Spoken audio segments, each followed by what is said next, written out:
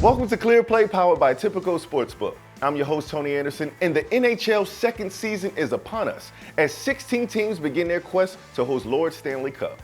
I'm joined by a very special guest.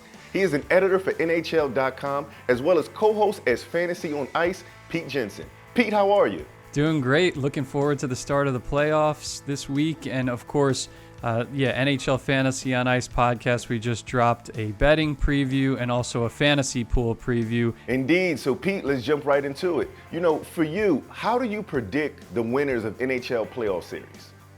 I mean, there are a lot of factors. Of course, you look at past playoff performance. I mean, so many teams out there that are among the favorites have recurring playoff failures, whether it's the Toronto Maple Leafs or the Colorado Avalanche. Some metrics that I look at teams with three strong lines. I look at their 5-on-5 play because special teams are important, but usually 5-on-5 play dictates the course of the series. Puck possession from the regular season is a good indicator, shot attempts percentage. And then does a team have a clear goaltending problem? If they do, or a goalie tandem that's a little shaky, that could be a backbreaker at any point. Now, you mentioned goalies, right? Like in football, quarterback is the number one position. Would you consider goalie to be the number one position in hockey? And if so, who is the best one?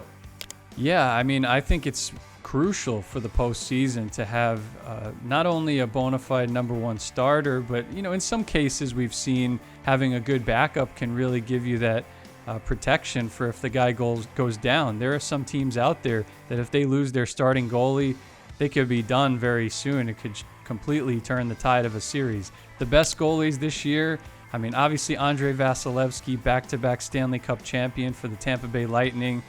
I know they're slight underdogs against the Toronto Maple Leafs, but I still kind of lean with Vasilevskiy with what he's done over the past two postseasons has been second to none. And then from the regular season, Igor Shesterkin, what he's done for the New York Rangers. I think if the Rangers have that path out of the Metro Division to make the conference final, and they go, you know, with Shesterkin, of course, standing on his head like he did in the regular season, I mean, you would look at him being one of the leading Conn Smythe Trophy candidates for playoff MVP. So, yeah, those are two guys that I'm looking at and that I trust extensively based on what I've seen not only in the regular season, but their entire careers to this point. Awesome. Now, Pete, how much do you weigh home ice versus being away? Is that a factor for you when evaluating the winners of these series? Not as much as it is in some other sports. In general, any given game, hockey is a very unpredictable sport where the road team wins all the time, especially come postseason time. So I don't view it as an overriding factor in any case for the postseason in hockey.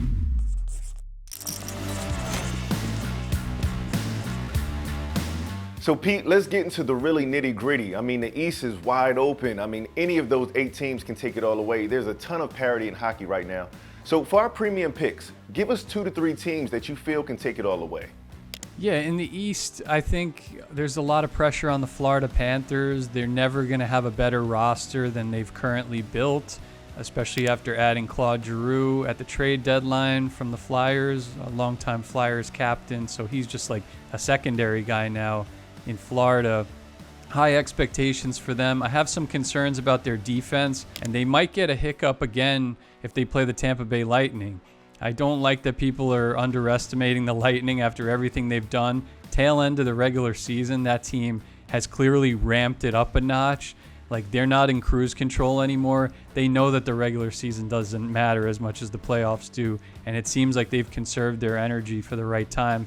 Tampa Bay still has its big 5 players healthy, with Stamkos, Kucherov, Braden Point, Victor Hedman, the top defenseman, and Andrei Vasilevskiy, elite goaltender. So it's still going to be really tough to beat Tampa 4 times out of 7 in the 7-game series.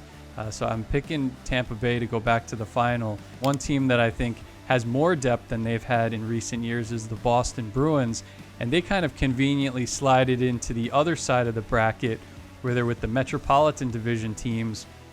They have a good goalie tandem. They have 3 strong lines. David Pasternak's playing on the second line away from Bergeron and Marchand, so that gives them another layer. Charlie McAvoy is one of the best defensemen in the league, and they added Hampus Lindholm before the deadline. So I think Boston is kind of a sleeper, where you're talking Tampa and Florida are teams that people expect to go far. Boston a little bit more under the radar that could certainly make a deep run. Now, let's go to the West. Who do you like in the West? Yeah, the West is tough. I've been on the Colorado Avalanche all season long. I still feel like they upgraded in goal from Philip Grubauer last year to Darcy Kemper this year. They're going to have Nazem Kadri healthy. So I think Colorado's the team to beat in the West. Kadri's having a career year, by the way.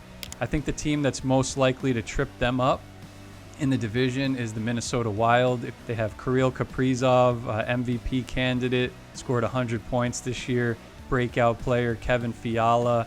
So they're really deep. They run 3 strong lines with a strong defense. So yeah, Minnesota, I feel like not many people are talking about their ceiling, but if they were to trip up the Avalanche, then all bets are off. They could do big things this year. And then on the other side of the bracket, the Calgary Flames in the Pacific Division with 2-time Stanley Cup coach Darryl Sutter, MVP candidate Johnny Gaudreau, another 100-point scorer in Matthew Tkachuk. I mean, Matthew Tkachuk was made for the Stanley Cup playoffs. He's one of the most physical, get-under-your-skin type players in the whole league. They have a clear number 1 goalie in Jacob Markstrom. So I do have the Calgary Flames. Whether or not they're going all the way, I think they have a really clear path to the conference final this year in the West. Thank you so much, Pete. We appreciate you. Again, Pete Jensen, co-host of Fantasy on Ice podcast and NHL.com writer. I'm your host, Tony Anderson, signing off for Clear Play. Make sure you go to Tipico and lock in your bets right now.